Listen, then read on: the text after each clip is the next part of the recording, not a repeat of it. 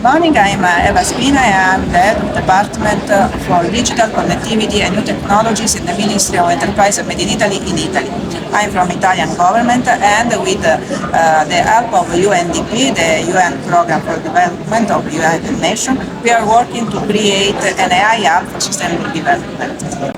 In Africa, how many countries are you currently working with? For the moment, we are focusing on 9 priority countries, and they are Morocco, Algeria, Tunisia, Egypt, Kenya, Ethiopia, Congo, Ivory Coast, and Mozambique. Because Africa has 54 countries, and it's possible to have a good result if in the same moment we are working together with all these countries. So for the moment we are focusing on these 9 countries, but in the next future, of course, we can extend to the other countries. And then what areas, are there specific areas that you are focusing on within these countries, whether it's mining, is it finance, agriculture? The sectors are the sector fixed in the Mattei Plan. This is an Italian program for Africa, and they are health, education and training, agriculture, water, food, digital infrastructure, for example. And in this sector, we are working to select a specific list of African startups with projects with AI as a tool in these fields.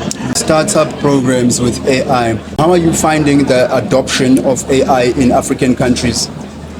We launched for the moment 2 programs. The first one is an accelerator program for startup. It was a public call.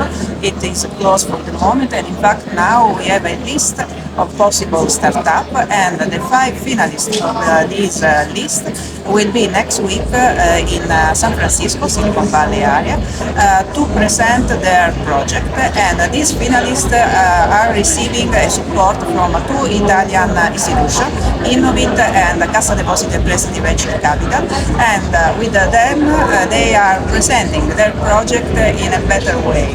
They are receiving a pitching, they want to have a pitching, and for this reason in next week they can show their project to a list of possible companies of the G7 countries and not only G7 countries. So in this way we hope that this synergy between different private sectors can work, and in this way in the area of the action of these startups it's possible to start to create an ecosystem, a positive ecosystem here. Wonderful.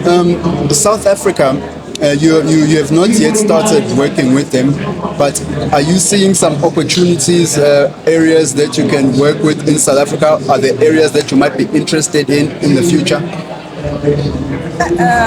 AI is a tool, as I said before. For this reason, it can be implemented in a different sector. So each country can define which could be the priority and in which way it's possible to use AI to obtain a new production. Because AI could be an enabler of a new production. So for this reason, it's important that we can focus on talent, because it's a new technology, and for this reason people must be trained for this, and this way they can implement this new technology in their work and their area for wherever they want. With AI now coming through, would you encourage that how soon should African education institutions start studying technology? I think that this is a problem common wherever in the world, because it's a new technology and it's a new tool. For this reason, all must learn how to use it in a secure way, according to all the rules, to avoid any problem with AI. But to your question, I can answer yesterday, because it's important to start soon, very soon. South Africa is big with mining. And we know that in mining, usually it's some machines, but then it's the people that are going underground mining.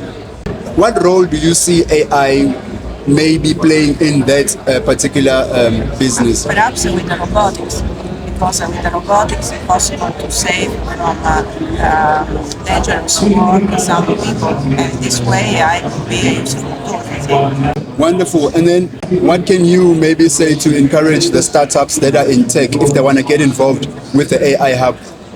They can visit our website, that is aifordevelopment.org, and then they can find each information, every information about our activities. So they must be tuned about what we are doing, what we will do in the next future. And this way, when we will start with a new program, not only for the first 9 countries, but also other countries, they can apply. And in this way, they can have our support for their activities. Thank you so much, ma'am. I just want to say for one last time, how do you say goodbye in Italian? Ciao. Ciao. It's international word. I think it's easy to understand. Ciao a tutti. Bye to all. Thank you so much.